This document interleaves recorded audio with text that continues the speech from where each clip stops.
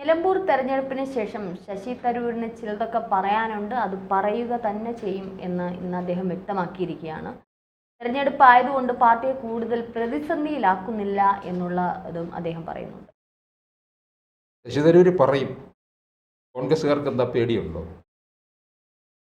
അത് ഈ ഇപ്പോൾ പറഞ്ഞു കഴിഞ്ഞാൽ ചിലപ്പോൾ അത് അവിടുത്തെ ഷൗക്കത്തിന് ചിലപ്പം അത് പ്രതികൂലമായി മാറുകയും ചെയ്യും. ഇതിപ്പം ഒരു ഭരണത്തോട് അടുത്ത് നിൽക്കുന്നു എന്ന രീതിയിൽ പ്രവർത്തിച്ചുകൊണ്ടിരിക്കുകയാണ് കോൺഗ്രസ്സുകാർ തന്നെ വരുത്തി വെച്ചതായി കുഴപ്പങ്ങൾ മുഴുവൻ. അല്ലാതാര് തരൂരിനെ അവിടെ മാന്യമായിട്ട് ഒരു മുതിർന്ന നേതാവ് തന്നെയല്ലേ അദ്ദേഹം, വിദഗ്ധനായിട്ടുള്ളതല്ലേ. ഇവരെ പോലുള്ള ഈ തറരാഷ്ട്രീയം കളിക്കുന്ന ഒരാളല്ലല്ലോ തരൂരിനെ അവിടെ കൊണ്ടുപോകണമായിരുന്നു. ഇവർക്ക് പേടി തരൂർ അവിടെ ചെന്ന് നരേന്ദ്രമോദിയെ പുകഴ്ത്തി പറയുമോ എന്നൊക്കെയാണ്. നരേന്ദ്രമോദിയെ അവിടെയും ഈ പറഞ്ഞതുപോലെ സംസ്ഥാനം അല്ലല്ലോ അതിന്റെ ഇത് നോക്കേണ്ടുന്നത്. ഹൈക്കമാൻഡ് ഓർഡർ കൊടുക്കാതെ, നേതൃത്വം ഓർഡർ കൊടുക്കാതെ തരൂരിനെ നിലമ്പൂരിലേക്ക് കൊണ്ടുപോകാൻ കഴിയില്ലല്ലോ. അല്ല, ഹൈക്കമാൻഡാണ് ഓർഡർ കൊടുക്കേണ്ടത്, സമ്മതിച്ചു. പക്ഷേ ഇവിടുന്ന് കാര്യങ്ങൾ പറഞ്ഞ് ബോധ്യപ്പെടുത്താമല്ലോ. അപ്പം തരൂർ അവിടെ ചെല്ലാത്തതും പ്രശ്നമായിരിക്കും. തരൂരിൻ്റെ അസാന്നിധ്യവും അവിടെ വാർത്തയായിരിക്കുകയാണ്. വാർത്ത മാത്രമല്ല, അതുപോലും വോട്ടർമാരിലൊരു മറ്റൊരു തരത്തിൽ മാറി ചിന്തിക്കാവുന്ന തരത്തിലേക്ക് കാര്യങ്ങൾ മാറുമെന്നുള്ളതാണ്. അതുകൊണ്ട് നമ്മളിത് നേരത്തെ മുൻകൂട്ടി ചർച്ച ചെയ്തിരുന്നു. ഒരുപക്ഷെ UDF തരൂരിനെ നിലമ്പൂരിൽ കൂട്ടിയിരുന്നു എങ്കിൽ കുറച്ചുകൂടി ഒരു ദേശീയ സ്നേഹം തരൂരിൽ നിന്നും ജനങ്ങളിലേക്ക് അത് ആവർത്തിക്കുകയും അത് ജനങ്ങളുടെ മനസ്സിൽ ഒരു വല്ലാത്ത ഇൻസ്പിറേഷൻ ഉണ്ടാക്കുകയും ചെയ്തിരുന്നു. പക്ഷെ അത് അവർ നഷ്ടപ്പെടുത്തി കളഞ്ഞു. കാരണം ജനങ്ങൾക്ക് രാഷ്ട്രീയം എന്ന് പറയുന്ന ഒരു ഭാഗം മാത്രമാണ്, അവരുടെയൊക്കെ ദേശീയതയാണ്, അവർക്ക് രാജ്യമാണ് വലുത്. അത് തരൂരിലൂടെ പലപ്പോഴും ജനങ്ങൾ അത് അനുഭവിച്ചു കഴിഞ്ഞു. അപ്പോൾ ആ തരൂരിനെ, രാജ്യത്തോട് ചേർന്ന് നിൽക്കുന്ന രാജ്യത്തിൻ്റെ പ്രതിനിധിയായിട്ട് പോയ തരൂരിനെ വളരെ ഗംഭീര ആദരവോടുകൂടി നിലമ്പൂരിൽ കൊണ്ടുപോയിരുന്നെങ്കിൽ ഒരു പക്ഷേ സംസ്ഥാനം മുഴുവനും അതിന് UDFനെ കൈയടിച്ചേനെ. ഒരു പക്ഷേ അത് കേരള നേതൃത്വത്തിന് സാധിച്ചില്ല, അത് സാധിക്കാത്തത് കൊണ്ടായിരിക്കാം. പക്ഷേ കേരള നേതൃത്വത്തിലെ ആർക്കും തന്നെ ഇപ്പോൾ പ്രതിപക്ഷ VD സതീശനാണെങ്കിലും മറ്റുള്ള നേതാക്കന്മാർക്ക് ആർക്കും തരൂരിനോട് വ്യക്തിപരമായിട്ടോ അല്ലാതെ അതൃപ്തരല്ല. അവർ താല്പര്യത്തോടു കൂടി തന്നെയാണ് നിൽക്കുന്നത്. തരൂരിനെ ഇവർ കൊണ്ടുപോകണമായിരുന്നു. കൊണ്ടുപോയി കഴിഞ്ഞിരുന്നാൽ സ്വരാജിന് നല്ല രീതിയിൽ അടിച്ചു കൊടുക്കാമായിരുന്നു. അതെ അതെ അതെ. കാര്യം തരൂർ പോയത്, വിദേശത്തേക്ക് പോയത് ഓപ്പറേഷൻ സിന്ദൂറിനെ കുറിച്ച് വ്യക്തമാക്കാനാണ്. ഈ അവസരത്തിൽ ഈ CPMലെ MA ബേബിയും മറ്റുമൊക്കെ എന്താണ് പറഞ്ഞുകൊണ്ടിരുന്നത്? ഈ ഒരു രാജ്യത്ത് നിന്ന് ചിലർ ഭീകരർ നമ്മുടെ രാജ്യത്തിലേക്ക് അറ്റാക്ക് ചെയ്ത സമയത്ത് ആ രാജ്യത്തെ തന്നെ അതിക്രമിക്കുന്നു, ആ രാജ്യവുമായിട്ട് യുദ്ധം ചെയ്യുന്നു എന്ന് പറഞ്ഞാൽ പാകിസ്ഥാനുമായിട്ട് നമ്മൾ യുദ്ധം ചെയ്യുന്നു, അത് തെറ്റാണ് എന്നുള്ള രീതിയിലാണ് MA ബേബി പറഞ്ഞത്. ഇത് വെച്ചുകൊണ്ട് തന്നെ സ്വരാജിന് ടാഞ്ഞടിക്കാമായിരുന്നു. സ്വരാജും പറഞ്ഞിട്ടുണ്ട്, ഈ യുദ്ധം ഇതൊരു യുദ്ധമോ യുദ്ധസമാനമായ സാഹചര്യമോ ഇത് ആവശ്യമില്ലാത്തതാണ് എന്നാണ് പറഞ്ഞത്.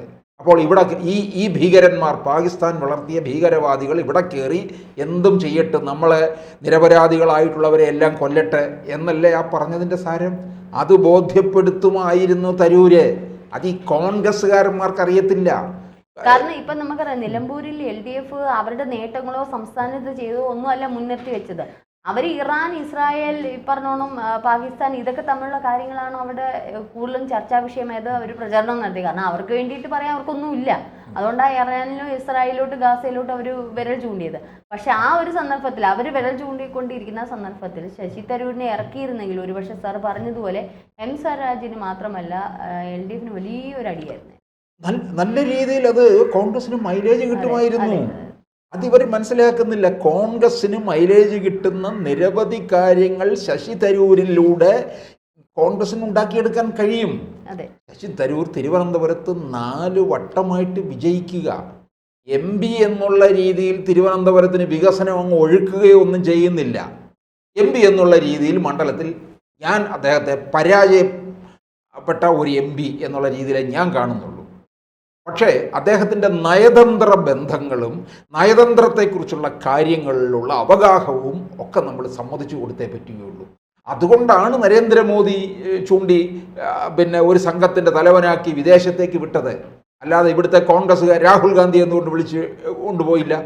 രാഹുൽ ഗാന്ധിക്ക് ശശി തരൂർ പറയുന്നത് പോലെ രാഷ്ട്രീയവും ചരിത്രവും അറിയത്തില്ല. ഇന്ത്യൻ എക്സ്പ്രസിൽ തരൂർ ലേഖനം എഴുതി കഴിഞ്ഞപ്പോൾ തരൂരിനെ വിമർശിച്ചില്ലേ? അപ്പോൾ തരൂർ എന്താ മറുപടി പറഞ്ഞത്? ഇംഗ്ലീഷ് വായിക്കാൻ അറിയാവുന്ന ഇവിടുത്തെ കോൺഗ്രസ്സുകാരോട് പറഞ്ഞ് വായിച്ച് മനസ്സിലാക്കിയെടുക്കുക. രാഹുൽ ഗാന്ധിക്ക് രാഷ്ട്രീയവും ചരിത്രവും അറിയത്തില്ല എന്ന് ഏതെങ്കിലും ഇവിടുത്തെ ഒരു ചോട്ടാ നേതാവ് പോലും പറയുമോ? രാഹുൽ ഗാന്ധിക്ക് രാഷ്ട്രീയവും ചരിത്രവും അറിയത്തില്ല എന്ന്. ശരിയാണ്, രാഹുൽ ഗാന്ധിക്ക് രാഷ്ട്രീയം അറിയത്തില്ല.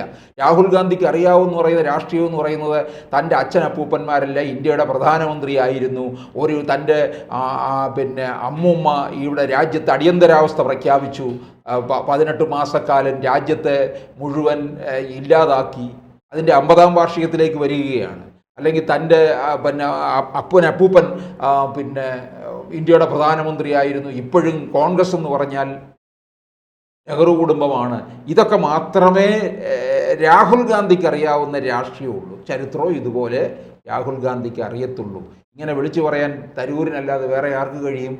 തരൂര് അങ്ങനെ വിളിച്ചു പറയുന്നുണ്ടെങ്കിൽ തരൂർ പ്രഗത്ഭനായിട്ട് കൊണ്ട് തന്നെയാണ്. തരൂരിനെയൊക്കെ അക്കാര്യത്തിൽ നമ്മൾ സമ്മതിക്കുന്നുണ്ട്. തരൂര് വിദേശത്ത് കിട്ടുന്ന അംഗീകാരം അത് വേറൊന്നാണ്. അദ്ദേഹത്തിന് ഇവിടെ ഈ കോൺഗ്രസ് പാർട്ടിയിൽ അള്ളിപ്പിടിച്ചിരിക്കണമെന്നും അതിലൂടെ ഒരു മേലുല്ലാസം അല്ല നിലവിലുള്ളത്. എനിക്ക് തോന്നുന്നു അദ്ദേഹത്തിൻ്റെ ബയോഡേറ്റയിൽ ഏറ്റവും എഴുതിയിട്ടിരിക്കുന്നത് തിരുവനന്തപുരം പാർലമെൻറ്റ് മണ്ഡലത്തിലെ MP എന്നുള്ളത് ബയോഡേറ്റയിലെ ഏറ്റവും അവസാനത്തെ കാര്യമായിരിക്കും. അതിനു മുമ്പിൽ ചേർക്കാൻ വേറെ പല കാര്യങ്ങളുണ്ട്. ശശി തരൂർ എന്ന് പറഞ്ഞു കഴിഞ്ഞാൽ തന്നെ പിന്നെ ലോകത്ത് ആ പേര് മാത്രം മതി, അറിയാൻ പറ്റും. അങ്ങനെയുള്ള കോൺഗ്രസ്സുകാർക്കാണ് ഇപ്പോൾ അബദ്ധം പറ്റിയിരിക്കുന്നത്. ശശി തരൂരിനെ ഉപയോഗിക്കണമായിരുന്നു എങ്കിൽ ഷൗക്കത്ത് ഇപ്പോൾ അവർ പറയുന്നത് 10,000-15,000 വോട്ടിന് വിജയിക്കുമായിരുന്നുവെങ്കിൽ അതൊരു 25,000-ൽ എത്തിക്കാൻ കഴിയുമായിരുന്നു. എന്തിന്? കോൺഗ്രസ് അധ്യക്ഷ സ്ഥാനത്ത് പോലും നമ്മൾ പലപ്പോഴും പറഞ്ഞിട്ടുള്ളതാണ്, ഖാർഗെക്ക് പകരം ശശി തരൂരിനെ കൊണ്ടുവന്നിരുന്നുവെങ്കിൽ ഇപ്പോൾ പാർലമെന്റിൽ ഉള്ളതിനേക്കാൾ ഒരു 10 സീറ്റെങ്കിലും കൂടുതൽ നേടാൻ കഴിയുമായിരുന്നു. ഇപ്പൊ ഇന്ന് തന്നെ തരൂരിനോട് ചോദിച്ച ഒരു ചോദ്യമുണ്ട്, BJP-യിലേക്ക് പോകുന്നു എന്നുള്ളൊരു വാർത്തകളൊക്കെ എത്രമാത്രം ശരിയുണ്ട്? ഇപ്പൊ തരൂർ കൃത്യമായിട്ടുള്ള ഒരു മറുപടി നൽകുന്നുണ്ട്. ഞാനിപ്പോൾ രാജ്യത്തിന് വേണ്ടി, രാജ്യത്തിന്റെ ഒരു പ്രതിനിധി എന്നുള്ള രീതിയിലാണ് പോയിരിക്കുന്നത്. അവിടെ ഒരു രാഷ്ട്രീയമല്ല. ഞാൻ പലപ്പോഴും പറഞ്ഞിട്ടുണ്ട്, എനിക്ക് രാഷ്ട്രീയം മതം ഇതിനേക്കാളും അപ്പുറം എനിക്ക് ദേശീയത, ദേശീയ വികാരം എന്നുള്ളൊരു കാര്യമുണ്ട് എന്ന് തരൂർ ഇന്ന് വ്യക്തമാക്കി പറയുന്നുണ്ട്. അപ്പോൾ വീണ്ടും അവിടെ നമുക്ക് വരുന്ന സംശയം, എന്തായിരിക്കും തരൂർ ഇനി പറയാൻ പോകുന്നത്? ചില കാര്യങ്ങൾ പറയാനുണ്ട്, ചില കാര്യങ്ങൾ അദ്ദേഹം നിർണയിച്ചു വെച്ചിട്ടുണ്ട്. എന്തൊക്കെയായിരിക്കും അദ്ദേഹത്തിൻ്റെ മനസ്സിലൂടെ പോകുന്നത്? എന്തായാലും BJP-യിലേക്ക് അദ്ദേഹത്തിനൊരു ചൂടുമാറ്റം ഉണ്ടാകുമെന്ന് തോന്നുന്നില്ല. ഈ രാജ്യസ്നേഹം കാണിച്ചു കഴിഞ്ഞാൽ ഉടനെ ഇന്ത്യ ആരാണോ ഭരിക്കുന്നത് ആ പാർട്ടിയിലൊട്ടങ്ങ് മാറുന്നൊന്നുമല്ല അർത്ഥം. രാജ്യസ്നേഹം എന്ന് പറയുന്നത് എല്ലാവർക്കും ഉണ്ടാകേണ്ടതാണ്, എല്ലാവർക്കും ഉണ്ടാകണം. അല്ലാതെ ഞാൻ രാജ്യസ്നേഹിയാണ്, ഞാൻ പാകിസ്ഥാനെ എതിർക്കുന്നു, പാകിസ്ഥാൻ കാണിച്ചത് ഭീകരാക്രമണമാണ് എന്ന് ഞാൻ പറഞ്ഞു കഴിഞ്ഞാൽ ഞാൻ BJP-കാരനാണ്, ഇന്ത്യക്കാരൻ എന്നുള്ളതാണ് വ്യക്തമാകുന്നത്. ശശി തരൂരും പലതും വിളിച്ചു പറയുകയും ഇപ്പം അദ്ദേഹം പറയുന്നത് എന്നെ വിളിച്ചിട്ടില്ല എന്ന് തരൂർ പറയുമ്പോഴും അതവിടെ നിലമ്പൂർ മണ്ഡലത്തിൽ ചർച്ചാ വിഷയമായി കഴിഞ്ഞു. അത് അവിടെ വോട്ട് കുറയ്ക്കാം. എന്തിനീ ആവശ്യമില്ലാത്ത കാര്യത്തിന് പോയി തരൂരിനെ കൊണ്ടുവരണമെന്ന് മുസ്ലിം ലീഗിന് ആഗ്രഹമുണ്ട്. മുസ്ലിം ലീഗിന് പ്രിയപ്പെട്ട ആൾ തന്നെയാണ് തരൂർ ഇടയ്ക്ക് കേരള മുഖ്യമന്ത്രി ആകും എന്നുള്ള തരത്തിലൊരു ഇത് വന്നില്ലേ? ആ സമയത്തൊക്കെ പിന്നെ ലീഗാണ് കൂടുതൽ ഇദ്ദേഹത്തെ എതിരേറ്റത്. പിന്നെ അവിടെ പാണക്കാട്ടേക്ക് ചെന്ന സമയത്തൊക്കെ വൻ വരവേൽപ്പാണ് നൽകിയത് തരൂരിനെ. അപ്പോൾ ആ ഒരു അംഗീകാരം കോൺഗ്രസ്സിലെ മറ്റ് മുഖ്യമന്ത്രിയാകാൻ കൊതിക്കുന്നവർക്കൊക്കെ അത്ഭുതപ്പെടുത്തിയ കാര്യമാണ്. പക്ഷേ ലീഗ് അതൃപ്തരാണ്. കാരണം തരൂരിനെ ഇവിടെ കൊണ്ടുവരാത്തതിൽ. ഇനിയും ഷൗക്കത്തിന് തോൽവി സംഭവിച്ചു കഴിഞ്ഞാൽ ഇതെല്ലാം അവിടെ വിചാരണ ചെയ്യപ്പെടും കോൺഗ്രസിൽ എന്നുള്ളത് ഉറപ്പാണ്. പിന്നെ തരൂർ വിളിച്ചു പറയാൻ പോകുന്ന കാര്യം എന്ന് പറഞ്ഞാൽ, ഇത് ഞാൻ രാജ്യത്തിന് വേണ്ടി നിന്ന് കഴിഞ്ഞാൽ കോൺഗ്രസിന് എതിരെന്നല്ല, കോൺഗ്രസ് തന്നെ എന്തിനു വേണ്ടിയാണ്? ദേശീയ പാർട്ടിയാണ്, ദേശസ്നേഹമുള്ള പാർട്ടിയാണ് എന്നാണ് ബോധ്യപ്പെടുത്തി വച്ചിരിക്കുന്നത്. അപ്പോൾ പിന്നെ ഞാൻ രാജ്യത്തിന് വേണ്ടി പുറത്തു പോയാൽ എങ്ങനെ കോൺഗ്രസ് വിരുദ്ധനാകും എന്നാണ് ചോദിക്കുന്നത്. എന്തായാലും തരൂർ ഹൈക്കമാൻഡോ മറ്റൊരു നേതൃത്വവുമായിട്ട് സംസാരിക്കാതെ നേരിട്ട് ഇനി പുറത്തു പറയും എന്ന് പറയുമ്പോൾ തരൂർ സംസാരിക്കാത്തതായിരിക്കുമോ അതോ സംസാരിക്കാൻ അവർക്ക് താല്പര്യമില്ലാത്തത് കൊണ്ടായിരിക്കും?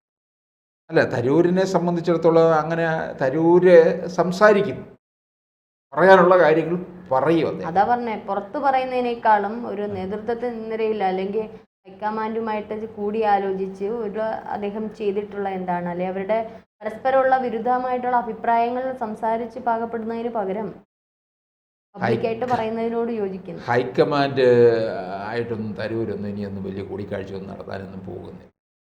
പബ്ലിക്കായിട്ട് പറയേണ്ടി വരും തരൂരിന്. ഇപ്പോൾ തന്നെ പറഞ്ഞത് എന്നെ വിളിച്ചിട്ടില്ല എന്നുള്ളത്. ഹൈക്കമാൻഡൊക്കെ എന്താ നിലപാടെടുക്കാൻ? അങ്ങനെയാണെങ്കിൽ കോൺഗ്രസ് ഒരു മൂലയിലേക്ക് വീണ്ടും തരൂരിനെ തരൂരിനെ ഒഴിവാക്കി. പക്ഷെ തരൂരിനെ അങ്ങനെ മൂലക്കിരുത്താൻ കോൺഗ്രസിനൊന്നും കഴിയത്തില്ല. തരൂർ വിചാരിച്ചാൽ കോൺഗ്രസിനെ മൂലക്കിരുത്താം. അതാണ് ഇപ്പോൾ നടന്നുകൊണ്ടിരിക്കുന്നത്. അത് ഇവന്മാർക്ക്, ഈ പൊട്ടന്മാർക്ക് മനസ്സിലാകുന്നില്ല.